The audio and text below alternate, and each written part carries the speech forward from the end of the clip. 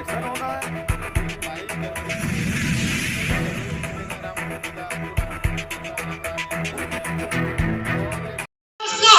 नमस्कार, न्यूज अड्डा में मैं हूं आपके साथ शकील सिद्दीकी। दर्शकों, राजधानी लखनऊ का ये इको गार्डन पार्क है, जहां से आज उस आंदोलन की शुरुआत पूरे देश में जो हो रही है, ईवीएम को हटाने को लेकर, संवैधानिक मूल्यों की सुरक्षा के लिए, लोकतंत्र को बचाने के लिए एक बड़ा अभियान पूरे देश में चलाया जा रहा है। उसी कड़ी में आज हमारे साथ मौजूद है पूर्व न्यायाधीश बीडी नकवी साहब। आज इस मंच पर बड़े न्यायाधीश, बड़े वक्ता और अधिवक्ता मौजूद रहेंगे, जिन्होंने इस देश की सामंती व्यवस्थाओं को उखाड़ने का एक जो अज़्म लिया है और इस देश के संविधान को बचाने का जो अज़्म लिया है। हम सीधा रुख करते हैं बीडी नकवी साहब की तरफ। बहुत बहुत स्वागत है आपका न्यूज अड्डा में। जिस तरह से इस देश में 2014 से लेकर अब तक संवैधानिक मूल्यों का पूरी तरह से हनन किया जाता रहा है, न्यायिक संस्थाओं का दुरुपयोग किया जाता रहा है, उसी कड़ी में ईवीएम को हटाने के लिए जो मुहिम छेड़ी गई है, इसके बारे में बताया जाए। देखिए, ऐसा है कि ये बात अब हर तरफ आ गई है देश के अंदर कि ईवीएम पे जो चुनाव हो रहा है उसके अंदर रिजल्ट वो नहीं आ रहे जो जनता जिस अंदाज से वोट दे रही है। ये बात कंप्लीट है और इस बात के लिए लोगों ने साबित भी किया है। मशीन की कमी, उसके अंदर इंटरफ्रेंस हो सकता है, और दुनिया के अंदर जो जिन मुल्कों में ईवीएम से चुनाव होते थे उन्होंने बंद करके बैलेट से शुरू कर दिए। तो क्या वजह है कि हमारे देश में भी ये चीज क्यों नहीं हो सकती? मेरा एक बात और कहना है, अगर आप ईवीएम रखना ही चाहते हैं तो वीवीपैट की पर्ची का भी काउंटिंग हो जाए, तब ये चीजें ट्रांसपेरेंट हो जाएंगी। मेरा ये कहना है। इसके लिए देश के तमाम पूर्व न्यायाधीशों ने भी ये बात रखी, भानु प्रताप जी ने भी, आप सबने भी ये चुनाव आयोग के सामने ये बात रखी, सुप्रीम कोर्ट को भी कहा गया। लेकिन जिस तरह से चुनाव आयोग की जो भूमिका है और सुप्रीम कोर्ट की जो भूमिका है, उसे देखकर आपको क्या लगता है कि ये जो सामंती व्यवस्था की सरकारें हैं और प्रधानमंत्री नरेंद्र मोदी जो बार बार विकसित भारत और मोदी गारंटी की बात करते हैं, ऐसे में क्या सुप्रीम कोर्ट चुनाव आयोग को उस मुद्दे पर लाकर खड़ा कर सकता है कि ईवीएम से चुनाव ना हो, वीवीपैट की पर्ची को ही काउंट किया जाए? ये बिल्कुल सही है। देखिए, सुप्रीम कोर्ट में सुनवाई हुई थी और लेकिन उसके अंदर कमी ये रह गई कि ऑनरेबल सुप्रीम कोर्ट ने ये कहा कि कुछ डिब्बों आप देख लीजिए, कुछ मशीनों को आप देख लीजिए। मेरा कहना यह है कि क्यों ना हर मशीन से जो वोट निकले उसको वीवीपैट से वेरीफाई कर लिया जाए, तो चीजें बहुत सिंपल हो जाएंगी, आसान हो जाएंगी। और जब वीवीपैट पे जो शीशा है वो सुनाई है कि उसको ब्लैक कर दिया, व्हाइट, मैं जब बटन दबाऊं तो वो आ जाए किस सिंबल को डिस्प्ले होना चाहिए, और उसके बाद वो पर्ची वो अलग डिब्बे में डाल दे। आपने मशीन चुनाव किया और उसके साथ साथ आपने पर्ची को वेरीफाई कर लिया, सिंपल चीजें हो गई। ये कितना आसान है। इसको हमारे ऑनरेबल सुप्रीम कोर्ट को नोटिस लेना चाहिए और कम से कम ऑनरेबल सुप्रीम कोर्ट को कॉन्ग्रेस लेकर इस चीजों को, इस जो प्रक्रिया है उसको ट्रांसपेरेंट बना दिया जाए। मेरा ये कहना है। सुप्रीम कोर्ट के सामने दूसरे देशों के भी उदाहरण है। फ्रांस की बात करें, जापान की बात करें, या बांग्लादेश की बात करें, या अमेरिका की बात करें, आज भी उन देशों में बैलेट पेपर से चुनाव होते हैं, लेकिन इसके बावजूद चुनाव आयोग उस चीज को मानने को तैयार नहीं है। दूसरी चीज, अभी देश में जो ये मुहिम चल रही है, तमाम अधिवक्ता है, तमाम लोग हैं, पूर्व न्यायाधीश भी है सुप्रीम कोर्ट के, हाई कोर्ट के, लेकिन विपक्ष की जो एक भूमिका होनी चाहिए, मुझे नहीं लगता है कि विपक्ष इस मामले को लेकर सड़कों पर उतर रहा है। देखिए, ऐसा है कि आप देख रहे हैं आज पूरी ईडी जो है जगह जगह विपक्ष के लीडरों को बंद कर रही है, परेशान कर रही है। सारी ईडी विपक्ष को कमजोर करने के लिए लगा दी है हमारे ऑनरेबल प्राइम मिनिस्टर ने, हमारी सरकार ने। जिस अंदाज से सरकार चल रही है, जो देश में हो रहा है, क्या रूलिंग पार्टी में बेईमान लोग नहीं है? क्या वो करप्ट लोग नहीं है? क्या आज हिंदुस्तान का पूरा सिस्टम अडानी अंबानी के कदमों में नहीं रखा हुआ है?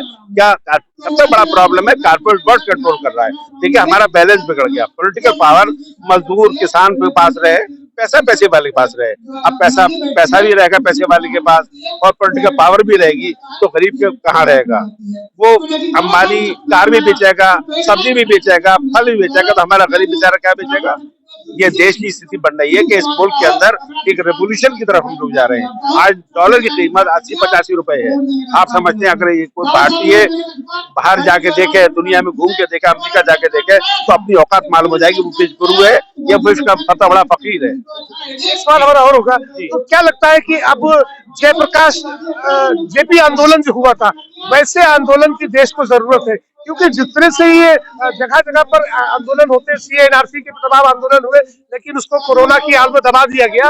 और एक बार फिर से इस देश में जिस तरह से जो न्यायिक संस्थाएं हैं, ईडी हो या सीबीआई हो या तमाम, इसका दुरुपयोग किया जा रहा है और खुलेआम किया जा रहा है। कोर्ट अपनी आंख बंद किए बैठा हुआ है, चुनाव आयोग आंख बंद किए बैठा है। तो क्या जरूरत है अब ऐसे आंदोलन की कि देश की जनता सड़कों पर उतरे?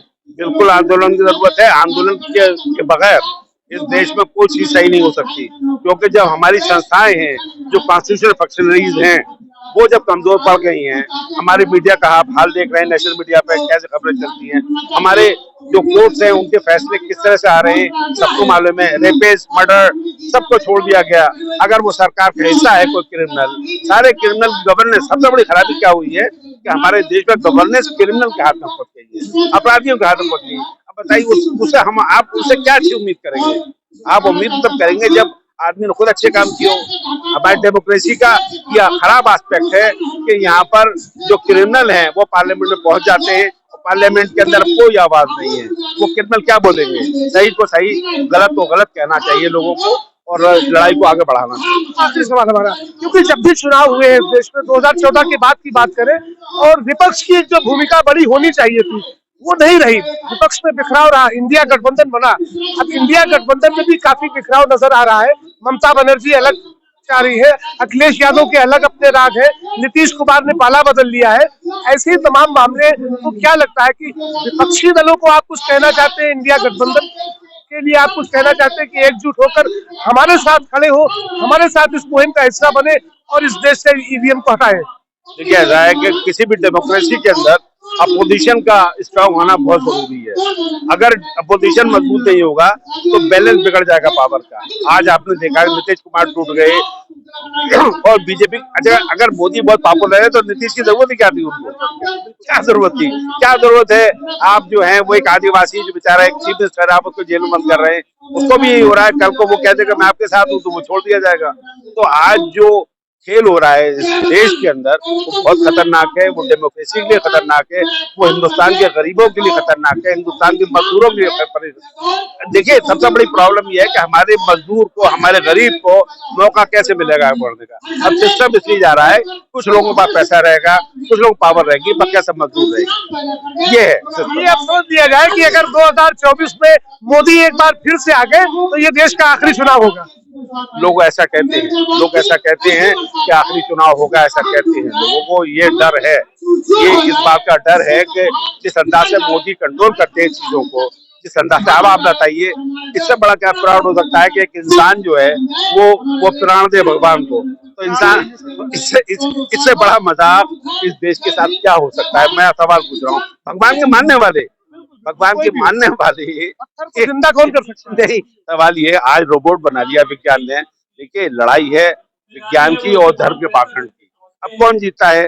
कहीं धर्म जीत जाता है, कभी धर्म का पाखंड। धर्म का पाखंड कहूँगा, धर्म तो एक ऐसी सिस्टम है कि इंसान को अच्छा बनाने के लिए है, लेकिन यह है कि आज साइंस के दौर में हम कहाँ खड़े हैं, हम कहाँ खड़े हैं, है ना?